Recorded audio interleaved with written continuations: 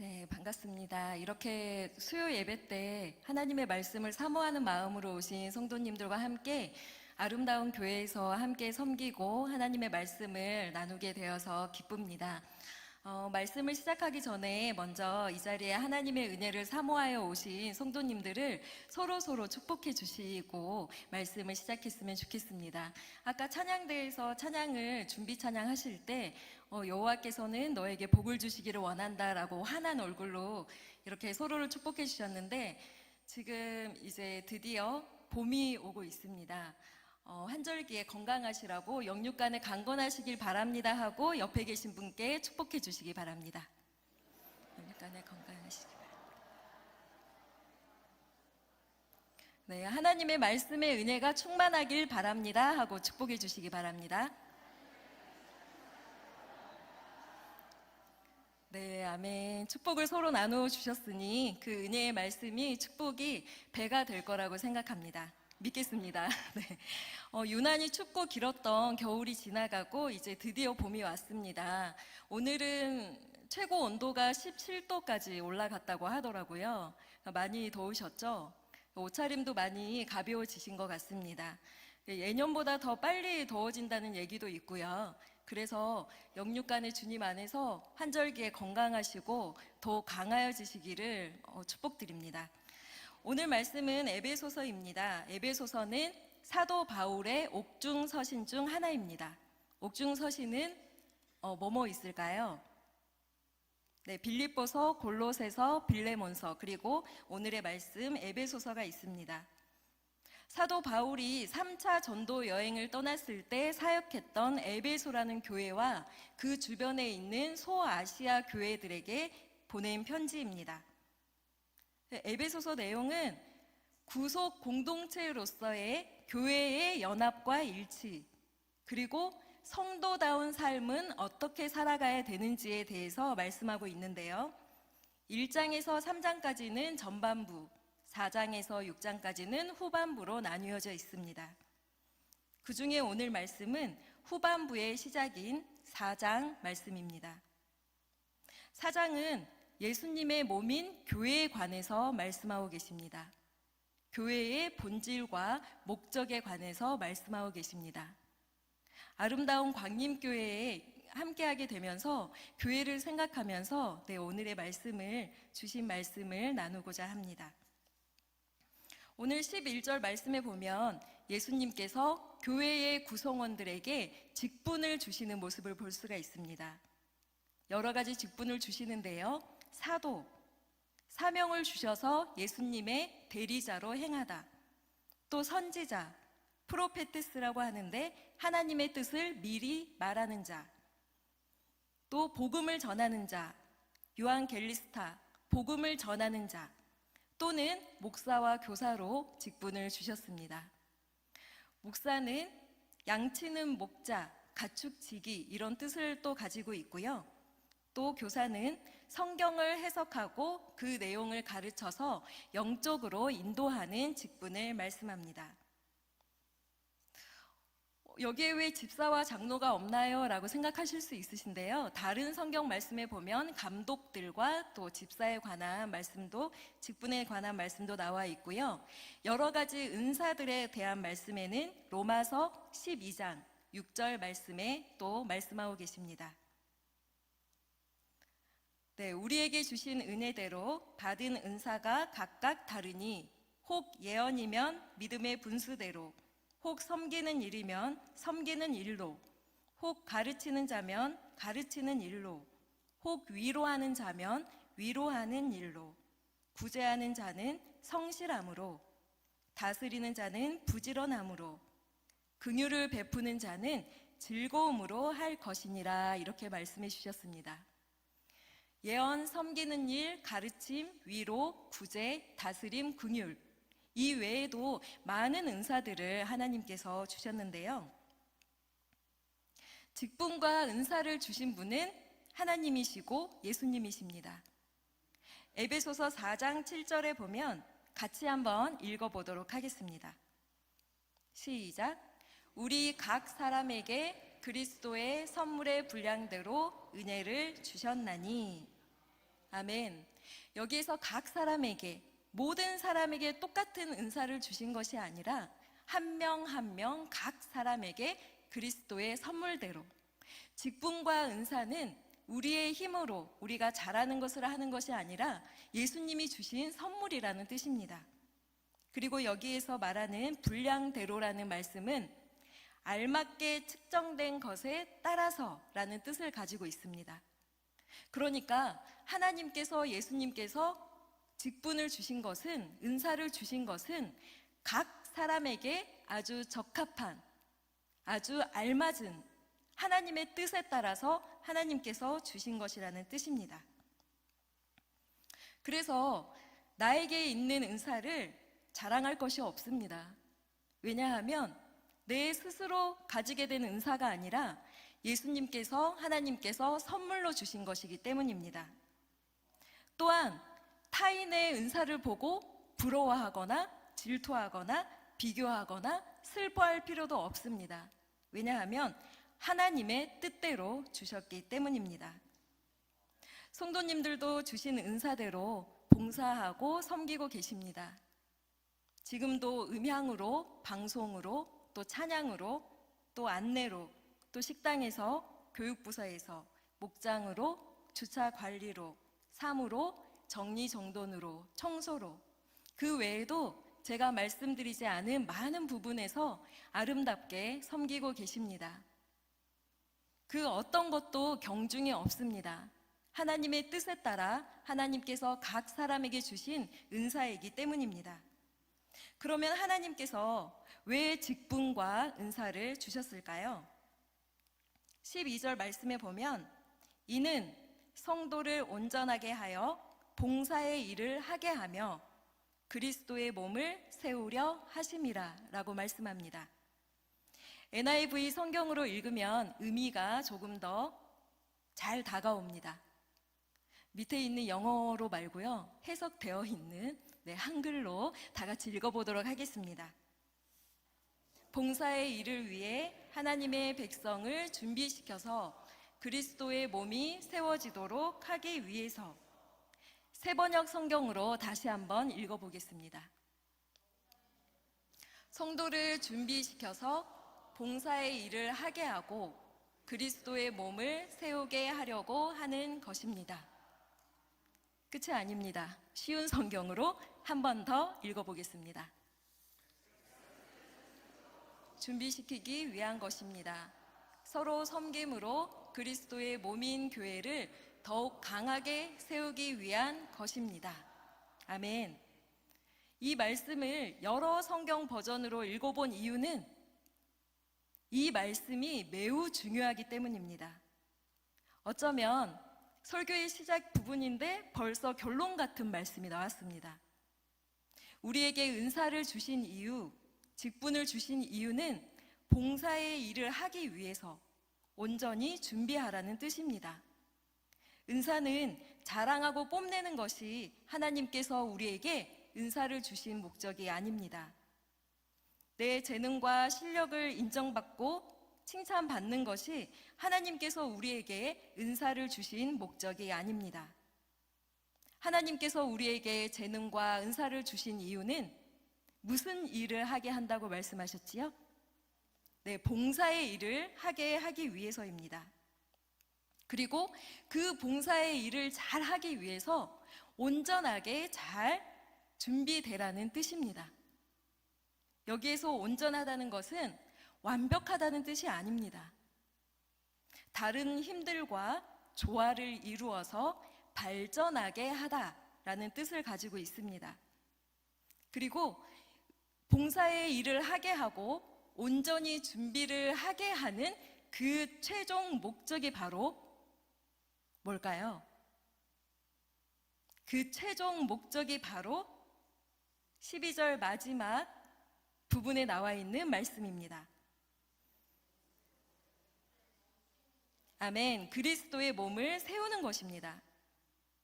하나님께서 은사와 직분을 주신 이후의 최종 목적은, 최종 목표는 그리스도의 몸인 교회를 세우기 위해서입니다. 교회를 세우기 위해서 사용하라는 말씀입니다. 그리스도의 몸을 세운다라는 말씀은 에베소서 2장 20절하고도 연결이 되는데요. 말씀을 같이 한번 읽어보도록 하겠습니다. 선지자들의 터 위에 세우심을 입은 자라. 그리스도 예수께서 친히 모퉁이 돌이 되셨느니라. 그의 안에서 건물마다 서로 연결하여 주 안에서 성전이 되어가고 너희도 성령 안에서 하나님이 거하실 처소가 되기 위하여 그리스도 예수 안에서 함께 지어져 가느니라. 아멘. 골로새서 1장 18절에서는 그는 몸인 교회의 머리시라 그가 근본이시오 라고 하셨고, 에베소서 5장 23절에서는 그리스도께서 교회의 머리됨과 같음이니 그가 바로 몸의 구주시니라 라고 말씀하셨습니다. 성경은 이렇게 예수님을 교회의 머리이시고 교회는 예수님의 몸이라고 말씀하십니다. 우리에게 여러 가지 직분과 여러 가지 은사를 아낌없이 선물로 주신 이유는 예수님의 몸이신 교회를 잘 세워가라는 뜻입니다. 그러면 교회 안에 있는 은사와 직분을 받은 성도들은 앞으로 어떤 모습으로 살아가고 어떤 방향으로 나아가야 할까요? 그 말씀이 13절에 나와 있습니다. 13절 말씀을 나는 남자 성도다라고 생각하시는 분들께서 큰 소리로 읽어주시기 바랍니다.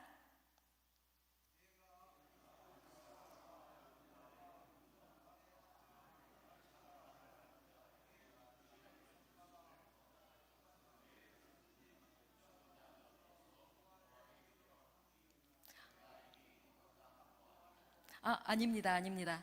네, 저기 화면에 나와 있는 말씀 아니고요.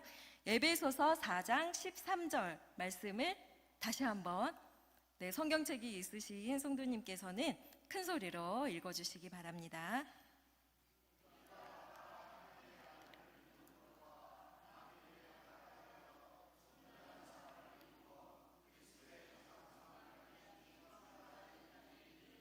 아멘.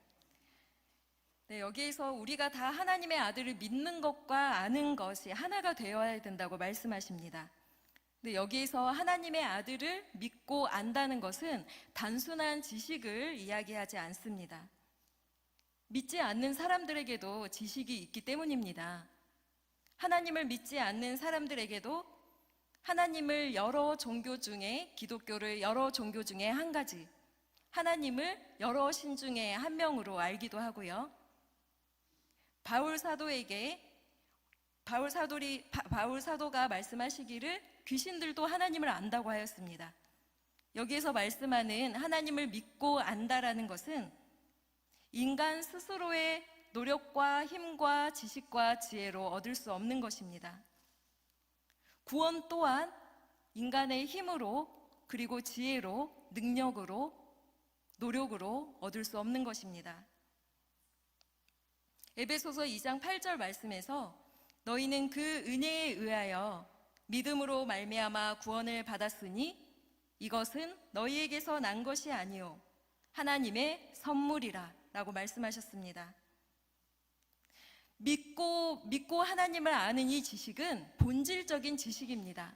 하나님이 주시는 선물입니다. 하나님이 믿음을 주시고 구원을 주셔야만이 알 수 있고 믿을 수 있는 선물입니다. 그러한 지식을 이야기합니다. 그리고 바울은 성도들을 위해 이렇게 기도합니다. 믿고 구원을 받았지만 하나님을 알기에 더 힘쓰라고 얘기하면서 이렇게 기도합니다. 골로새서 1장 9절 10절에서 너희로 하여금 모든 신령한 지혜와 총명에 하나님의 뜻을 아는 것으로 채우게 하시고 주께 합당하게 행하여 범사에 기쁘시게 하고 모든 선한 일에 열매를 맺게 하시며 하나님을 아는 것에 자라게 하시고, 이렇게 하나님을 아는 지식과 믿음이 점점 자라기를 바라면서 기도합니다. 사도 바울이 하나님의 성도들이, 하나님의 백성들이, 하나님의 자녀들이 그 믿음과 아는 것이 어디까지 자라나기를 원하냐면요, 13절 하반절에 보시면 그리스도의 장성한 분량이 충만한 데까지 자라기를 바란다고 말씀하십니다. 여기서 장성하는 성숙하다라는 의미입니다. 그리스도인은, 성도는 내 생각대로 사는 사람이 아니지요. 하나님의 말씀대로 살아가기 위해 분투하고 고뇌하고 노력하는 사람입니다. 내 가치관과 내 철학대로 사는 것이 아니라 하나님의 말씀대로 살기 위해 씨름하고 노력하고 눈물을 뿌리고 또 기도하는 사람입니다. 예수님을 닮아가려고 노력하는 사람입니다. 예수님에게까지 자라가라니요. 너무 끝도 없고 너무 멀게 느껴지지 않습니까? 그래서 학식과 신앙과 열정이 뛰어났던 사도 바울도 이렇게 고백합니다. 빌립보서 3장 10절 말씀입니다. 우리 여성 성도님들만 예쁜 목소리로 함께 읽어보겠습니다. 시작.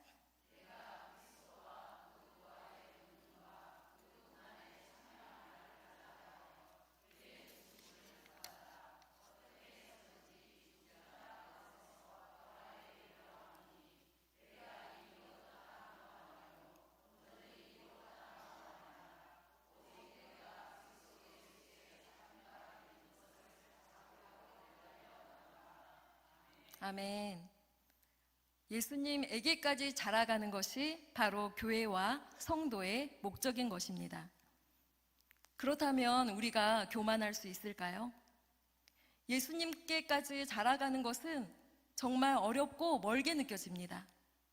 아무리 열심히 예수님을 따라서 살아가려고 하고 세상의 빛의 모습으로 살아가려고 하고 세상의 어둠에 물들지 않고 분투하면서 선한 싸움을 싸우기 위해서 살아가는 것은 무척 쉽지 않습니다. 때로는 낙심하게 되고요. 때로는 좌절하게 됩니다. 때로는 슬퍼서 마음을 찢고 울부짖으며 기도하기도 합니다. 그렇게 해도 예수님 신발끈을 매기에도 부족하다고 했던 세례 요한의 고백처럼 그렇게 열심히 예수님을 따라간다고 해도 부족한 것이 저희입니다. 그럼에도 불구하고 사도 바울이 예수님에게까지 자라가라고 권면하고 말씀하시는 이유는 바로 14절에 나와 있습니다. 성도가 자라가야 하는 이유입니다. 영적인 어린아이가 되지 않기 위해서입니다. 어린아이들은 매우 귀엽습니다. 그리고 순수합니다. 그리고 천진난만합니다. 지식과 지혜가 또 분별력과 판단력이 부족한 나이입니다. 그래서 쉽게 속고 쉽게 흔들리고 쉽게 넘어지고 쉽게 웁니다. 우리가 자라가야 하는 이유는 우리가 어린 아이처럼 유혹에 빠져 속임수에 속아 여러 가지 가르침에 따라서 흔들리지 않기 위함입니다. 기초가 단단하고 튼튼한 건물은 쉽게 무너지지 않습니다. 마태복음 7장에 반석 위에 지은 집은 비가 내리고 난리가 나고 물난리가 나고 바람이 불어도 흔들리지 않는다고 말씀하고 있습니다. 그 반석 위에 지은 집은 지혜로운 자여, 그 반석 위에 집을 지은 자는 하나님의 말씀대로 행하는 자라고 말씀하고 계십니다. 경험과 연륜이 많아 지혜로운 어른도 쉽게 흔들리지 않지요. 나침반은 어디에 있든지 방향을 정확하게 가리킵니다. 하나님께서는 우리가 말씀과 신앙에 예수님께 깊이 뿌리를 내려서 쉽게 흔들리는 어린아이와 같은 신앙인이 아니라 단단하고 성숙한 신앙인으로 점점 자라가기를 바라십니다. 15절 말씀에서도 비슷한 말씀을 하십니다. 오직 사랑 안에서 참된 것을 하여 범사에 그에게까지 자랄지라. 범사에는 모든 분야에서 모든 면에서를 얘기합니다. 성품, 마음, 인격, 말, 행동, 태도에서 최종 목표를 예수님께 두라는 말씀입니다. 그렇게 되기 위해 얼마나 많은 시간과 삶과 눈물과 기도가 필요할까요? 갑자기 너무 부담스러우지 않으십니까? 지금까지 몇십 년을 열심히 예수님을 믿고 예수님을 따라가려고 노력했고 성실하고 신실하게 갔는데 아직도 갈 길이 멀어 보입니다. 때로는 이 말씀이 굉장히 부담스럽게 다가오기도 합니다. 그런데 부담 가지지 마시고 이 말씀은 예수님처럼 완벽해지라는 말씀이 아닙니다. 사람은 아무리 열심히 노력해도 완벽해질 수 없는 존재입니다. 우리는 하나님이 아니고 우리는 신이 아니기 때문입니다. 부모가 자녀를 바라볼 때에 완벽하기 때문에 사랑하는 것이 아닙니다. 그 자녀가 나의 자녀이기 때문에 그 존재 자체를 사랑하는 것입니다. 이방인이었고 죄인이었고 외인이었던 우리를 하나님의 크신 은혜로 예정하시고 택하시고 부르셨습니다. 예수님의 보혈과 생명으로 우리를 사셨습니다. 우리를 예수님을 믿는 그 믿음 하나를 보시고 하나님의 자녀로 택하셨습니다. 그런 하나님의 자녀를 하나님께서는 매우 사랑하시고 매우 존귀하게 보십니다. 완벽하기 때문이 아니라 하나님의 자녀가 됐기 때문입니다. 하지만 하나님은 완벽이 아닌 성장을 바라십니다. 저희가 아기를 출산하고 양육할 때 아이가 점점 자라가는 모습을 볼 때 얼마나 재미있고 귀엽고 예쁘신가요? 눈을 감고 잠을 자기만 했던 아이가 어느 순간 눈을 뜹니다. 옹알이만 하던 아이가 어느 순간 단어를 이야기하고 말을 하기 시작합니다. 기어다니기만 했던 아이가 걷고 뛰기 시작합니다. 시간이 지날수록 아이의 지식과 지혜가 그리고 키와 몸이 점점 자라고 성장합니다. 성장하는 아이를 보는 것은 부모에게 굉장히 큰 기쁨이지요. 16절 마지막, 오늘 본문 마지막 말씀에서는 어떻게 자랄 수 있는가에 대한 답을 말씀하고 있습니다. 마지막 절인 만큼 큰 소리로 다 같이 힘차게 말씀을 봉독하겠습니다. 시작. 온몸이 각 마디를 통하여 도움을 받음으로 연결되고 결합되어 각 지체의 분량대로 역사하여 그 몸을 자라게 하며 사랑 안에서 스스로 세우느니라. 아멘. 어떻게 자랄 수 있는가요? 그에게서 도움을 받는다고 말씀하고 계십니다. 예수님에게서 도움을 받습니다. 성령님의 도우심과 역사하심으로 서로를 섬기고 또 섬김을 받는 그 과정에서 연결이 되고 결합되고 성도와 교회는 함께 자라나게 됩니다. 각 지체의 분량대로 역사하여 그 몸을 자라게 하고 하나님께서 각자에게 주신 은사와 재능과 능력에 따라서 섬기고 봉사할 때 성도와 교회는 자랍니다. 또 사랑 안에서 스스로 세운다고 말씀합니다. 가장 건강한 가정이 서로 사랑하고 서로 잘 웃어주고 잘못은 잘 보듬어주고 성장할 수 있도록 도와주는 가정이 건강하고 행복하게 자녀들이 또 자란다고 하지요. 우리는 오늘 말씀을 통하여서 나의 말과 행동과 태도와 또 섬김과 마음과 동기와 봉사가 첫 번째로는 예수님을 닮아가고 있는가, 두 번째로는 예수님의 몸이신 교회를 세우는데 도움이 되고 있는가, 이것을 점검하고 생각해야 됩니다. 봄이 되었습니다. 새싹이 피고 죽은 것 같은 나무에서 아름다운 꽃이 피어납니다. 대나무를 잘 아시지요? 옆에 동네에 담양이라는 곳에 대나무가 아주 유명합니다. 중록원을 가보셨지요? 저만 가본 건 아니죠.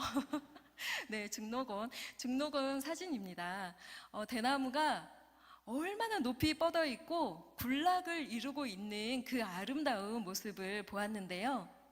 이 대나무가 지금은 저렇게 크고 높고 단단하고 대단하고 또 여러 대나무들이 함께 모여서 아름다운 군락을 이루고 있고, 그래서 정말 멋져 보이지만 이 대나무가 자라는 데는 굉장한 시간이 필요하다고 합니다. 대나무는 씨앗을 땅에 심고요, 계속 물을 주고 계속 가꿉니다. 그래도 오래도록 새싹을, 저희는 이제 죽순이라고 하지요, 새싹을 내지 않는다고 합니다. 발화가 굉장히 천천히 늦게 된다고 합니다. 그리고 발화가 된 후에도 상당히 느리게 자라면서 몇 년 동안 성장이 더디다고 합니다.